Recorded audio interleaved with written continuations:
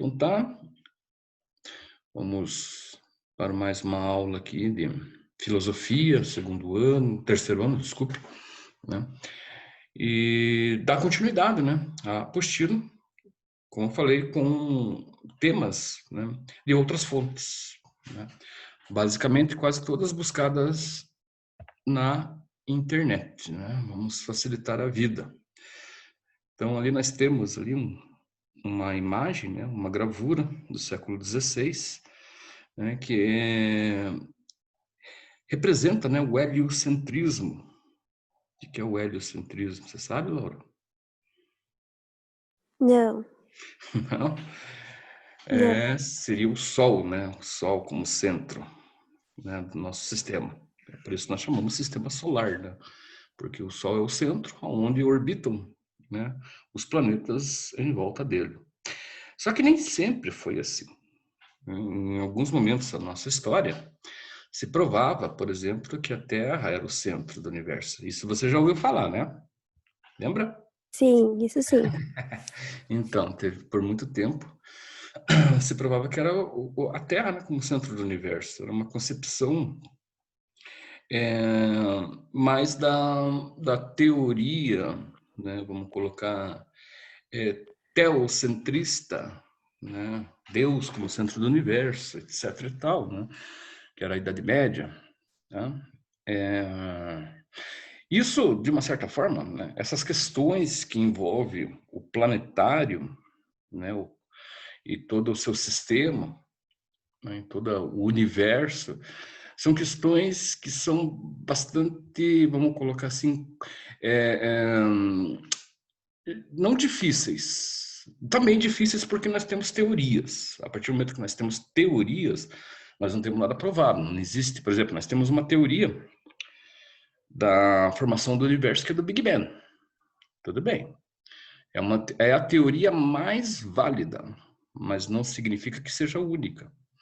Existem outras teorias, né, a respeito da formação do universo.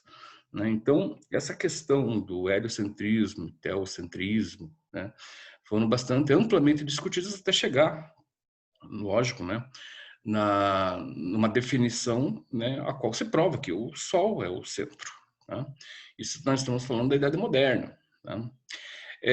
Outras teorias, por exemplo, que estão para os nossos dias. Será que existe vida além do planeta Terra? O que vocês acham? Hum? Eu acho que sim. Eu também. Seria muito egocêntrico da nossa parte achar que vida existe só aqui no planeta, né?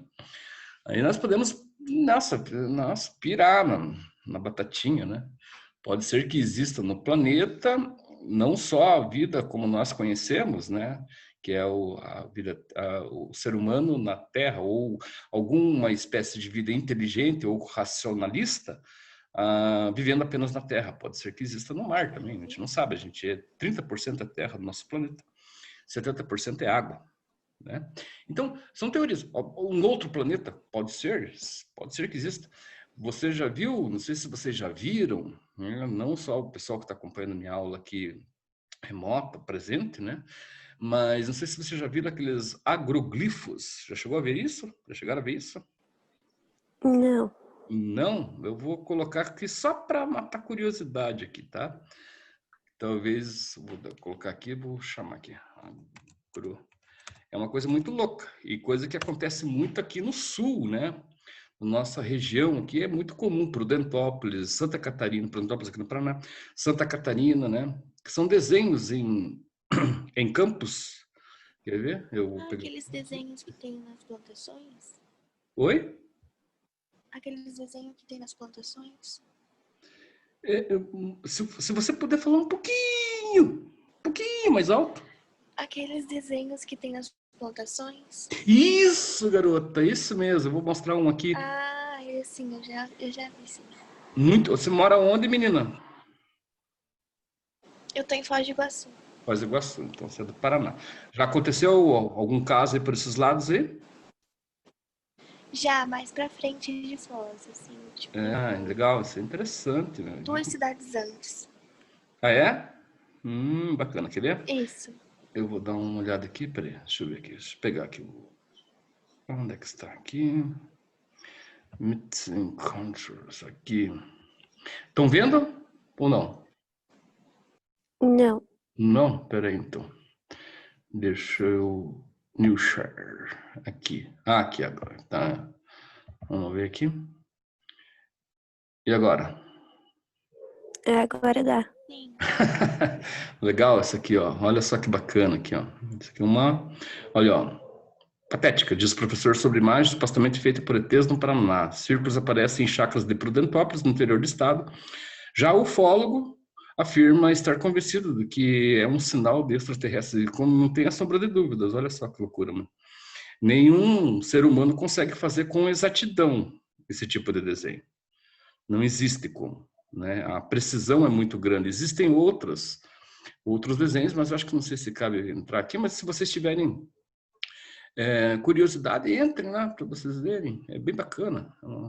É um assunto que é interessante. Estão vendo? Conseguem ver? Não, né? Sim. Várias imagens, né? Olha lá. Olha só que loucura. Ó, isso aqui, pelo jeito, os ETs eram maconheiros, já fizeram com pé de maconha aqui, ó. Só que doido. Mas tem vários, cara. Olha só que loucura isso aqui, meu. Olha isso aqui. Cara, é muito preciso, muito preciso. É muito preciso mesmo. E isso ocorre e as pessoas não veem. Quando veem, já está feito, né, cara? É claro que tem umas aqui que é manipulação, tá? Mas tem vários aqui. O último que eu achei mais interessante, não vai estar aqui provavelmente, mas foi um aqui próximo aqui, foi aqui próximo da região onde eu moro, né? Que foi o... Vocês conhecem o sinal de Wi-Fi, né? É lógico, né? Sim. Sim.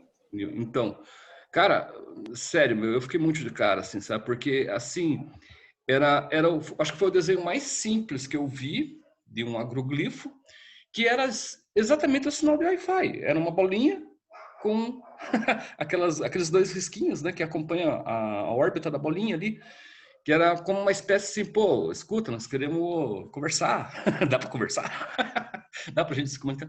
Então, veja só que doideira, porque por que assim, de repente foi um insight assim, na minha parte de falar sobre os agroglifos, né?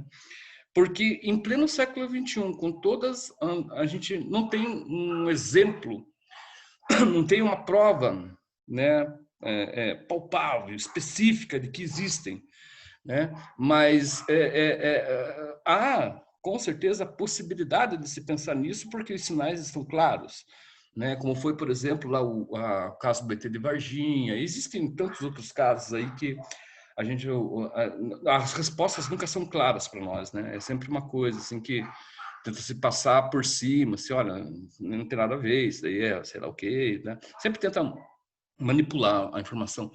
Imagine, então, há 500 anos atrás, né, a respeito quando se falava sobre a questão, né, do planeta Terra, né, da Terra, que há 500 anos atrás praticamente, bom, que já haviam descoberto, não, mas já haviam invadido as Américas, né?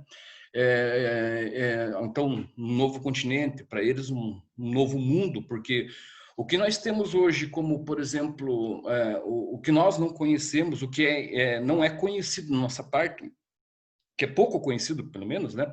É a navegação pelo espaço, né? Então, nós temos ainda, somos muito precários ainda para viajar à Lua. É muito dinheiro, exige muita tecnologia, etc. E tal.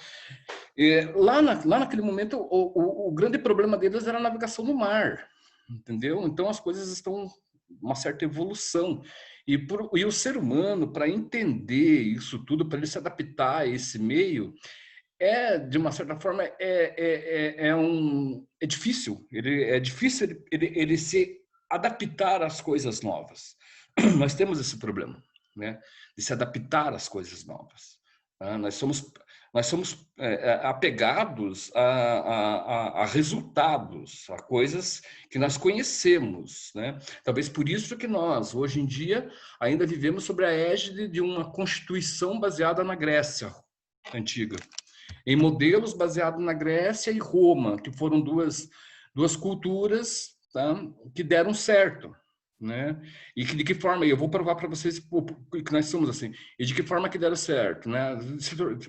Duas culturas imperialistas, tanto Grécia quanto Roma. E qual o país hoje que segue esse modelo? Os Estados Unidos, né? Então tudo gira em torno de uma mesma situação praticamente, né? Quase que tudo gira em torno de uma mesma de uma mesma ideia, né? Porque se, por exemplo, olha hoje, né? Antigamente, vou dar mais um exemplo, né? E como isso vai interferir diretamente nessa questão da revolução científica, né? Antigamente, né? Quem não pertencia ao Império Romano queria pertencer, quem não pertencia ao Império Grego queria pertencer, né?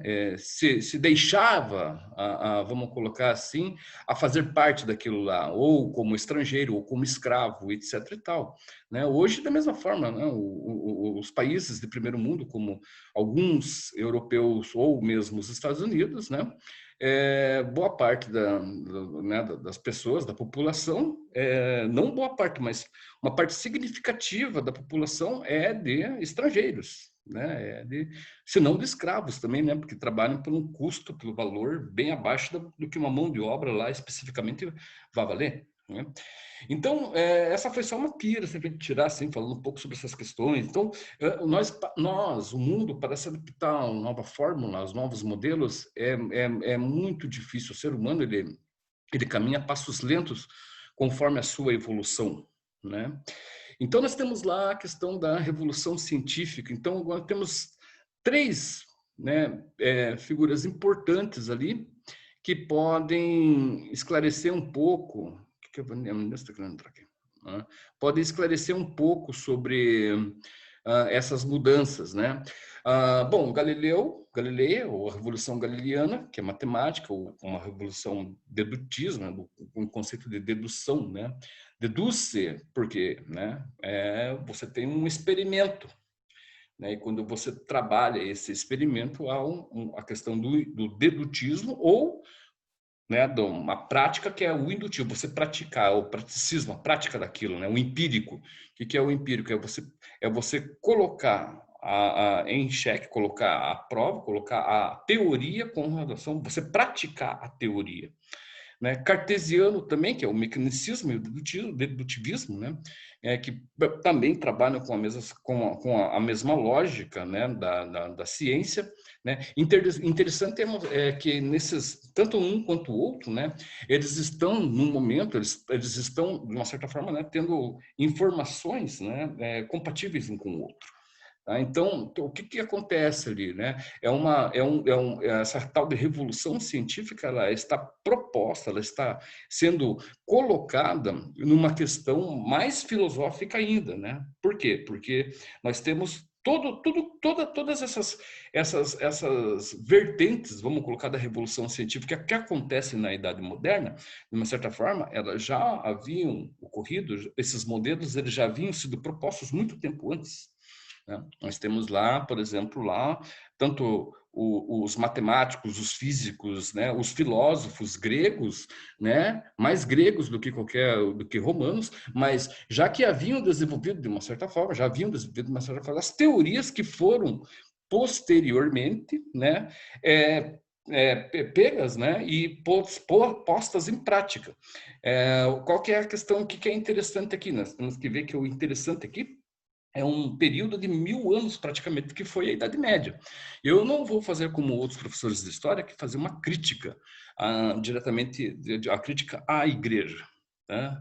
Por que eu não vou fazer isso? Porque eu sou católico? Não, não é por isso. É justamente pelo um pouquinho mais de conhecimento que eu tenho dentro da área da teologia. Né?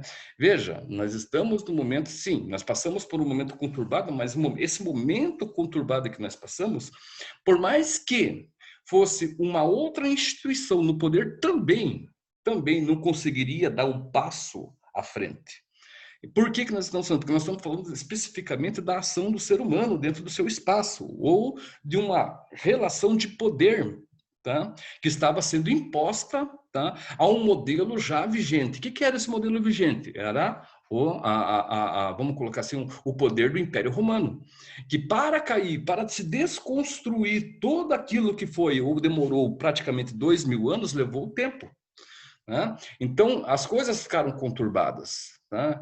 É mais ou menos, vamos colocar hoje em dia, se de repente o país ou o mundo entrasse em um estado anárquico, né?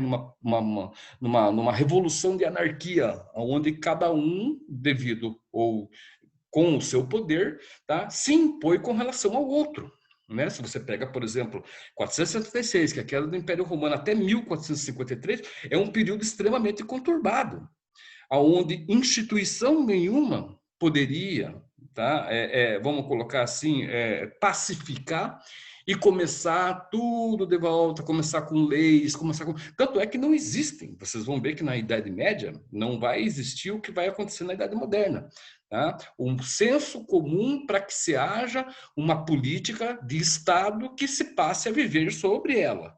Tá? E não existe outra forma, desculpem, talvez eu falando isso para vocês, eu estou até em contradição com o meu próprio passado. O que é entrar em contradição com o meu próprio passado? É que, sei lá, quando eu tinha idade de vocês, há 30 anos atrás, mais ou menos, né? Tinha 16, 17 anos, só um minutinho. Eu acreditava piamente, né, numa revolução, né, sem o Estado, onde todo mundo passasse a considerar o valor do outro, a importância do outro, como eu sonhava com as coisas, viu? Não acontece, cara. Tá? Mesmo com um equilíbrio, né? Mesmo com um certo equilíbrio dentro de uma política, claro que nós não vamos falar especificamente do Brasil, porque o Brasil é um país extremamente corrupto. Né? Nós só não damos certo justamente pela proliferação da corrupção. Mas se você pensar, por exemplo, mesmo em países com um Estado bem fundamentado politicamente, ainda assim as diferenças ocorrem, existem as diferenças sociais. Né? Existe o abandono, existe uma série de questões que, né, não deveriam existir. Né? Então, imagina quando você pensa numa situação anárquica, onde todo mundo toma conta de tudo, onde cada um, com relação ao seu... vira o quê? Um Estado bárbaro, vira um Estado como foi a Idade Média. Aonde, sinceramente, né, como eu falei para vocês, isso aqui eu tento, quando eu como na visão, eu como professor de história, eu tento piamente, às vezes eu consigo, às vezes não, tá? Mas eu tento piamente me afastar de alguma posição, tá, pessoal minha. Né? Isso eu sempre pensei, no começo ainda não, no começo eu ainda defendia lá, né, algumas questões, né, políticas e coisas. Depois eu passei a pensar, mesmo ainda defendendo, passei a pensar, não, mas veja, se trata de um conhecimento que eu estou tentando passar, né? Então você tem que ser, de uma certa forma, você tem que ser imparcial, você não pode ter parcialidade, porque senão as coisas não vão funcionar, né? Porque senão você vai estar criando uma coisa que nem você sabe se aquilo funciona ou não. Porque teoria é muito fácil você falar, agora a prática é outra, né? Quantos regimes políticos, né, de grande porte não deram certo na prática, mas teoricamente a gente enxerga aquilo como uma maravilha. Né? Então, são coisas que a gente tem que ter uma certa... Eu particularmente, tenho que ter uma certa, né, uma certa distância, um certo cuidado para se trabalhar. E realmente eu falo, né, a nossa questão com relação à política aqui é totalmente conturbada. Tá? Poderia, sim, poderia dar certo, mas infelizmente não dá. Né?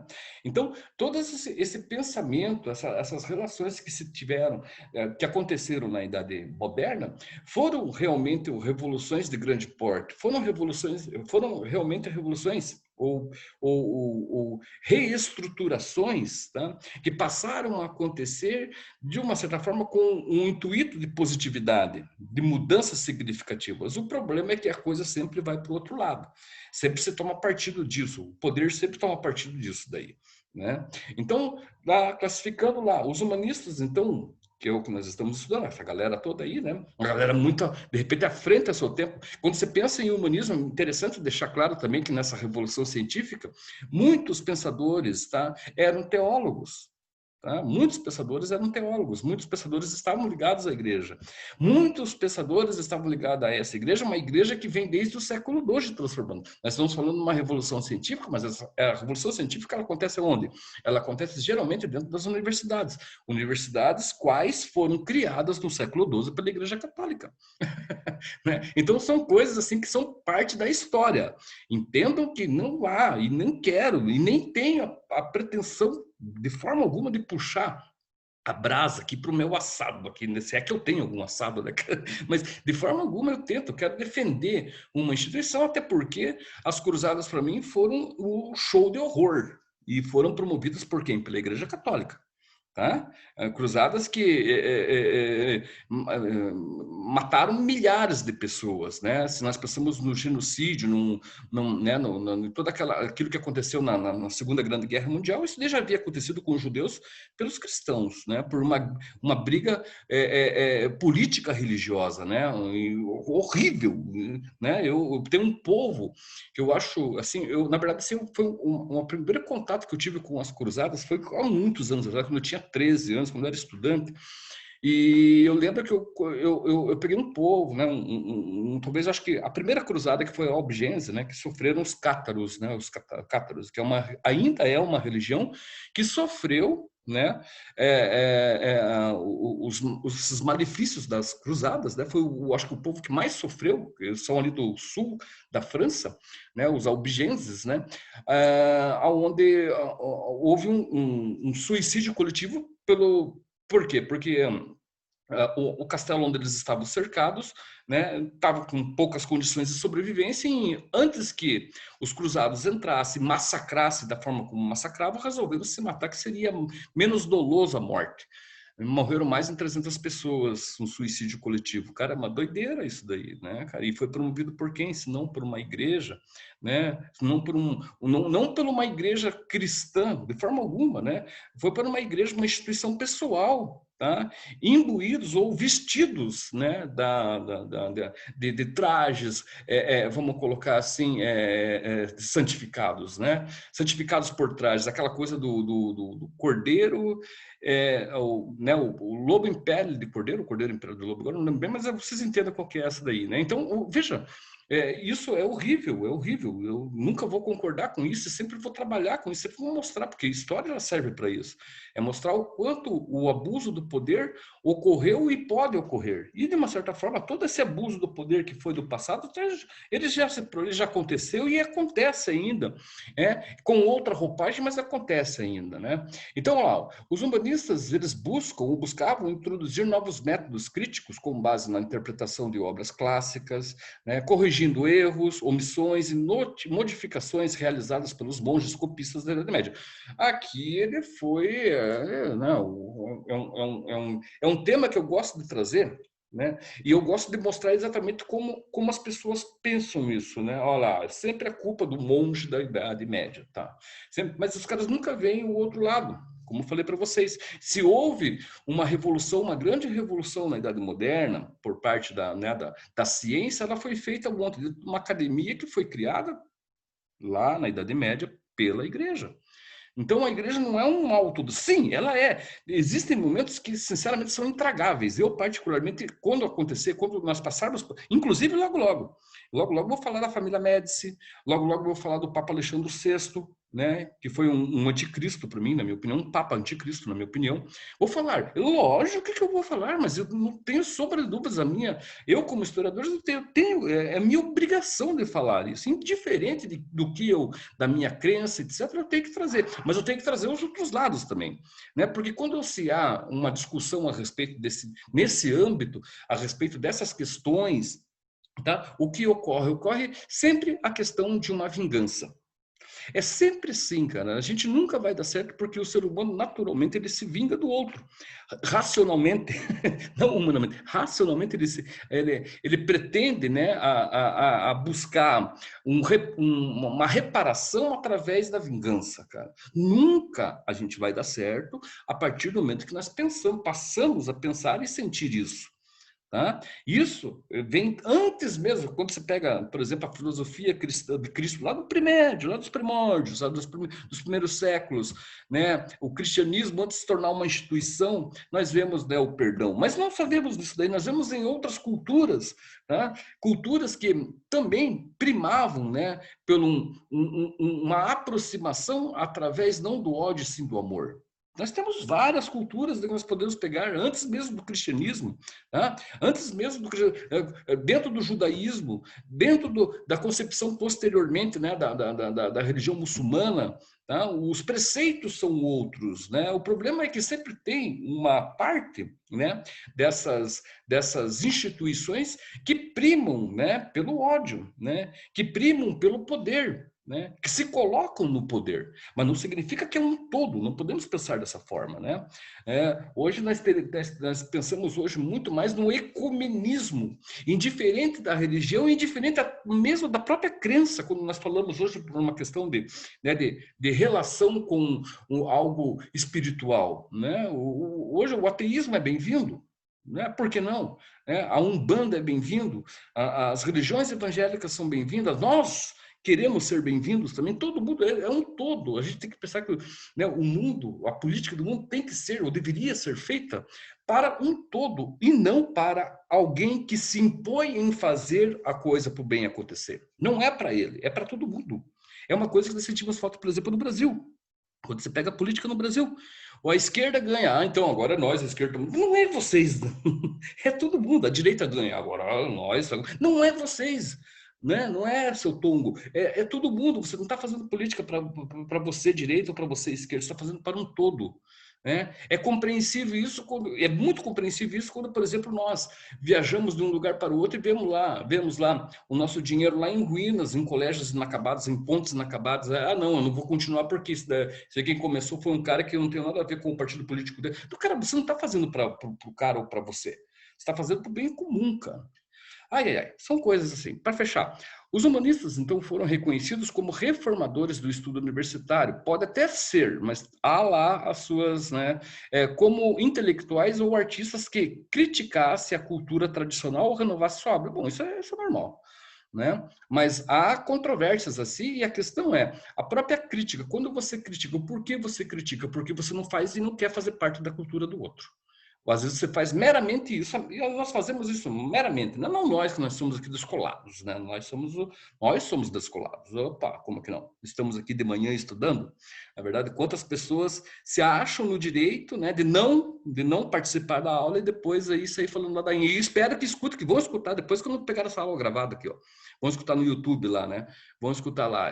Então, vocês aí que estão aí, que têm condições de estarem, ou poderiam estar na aula presente hoje aqui, tá? Vocês são um jeitinho brasileiro para mim, cara. Sacou? Escutem bem isso, vocês são um jeitinho. Se vocês tiverem condições, se vocês não tiverem condições, é outros 500.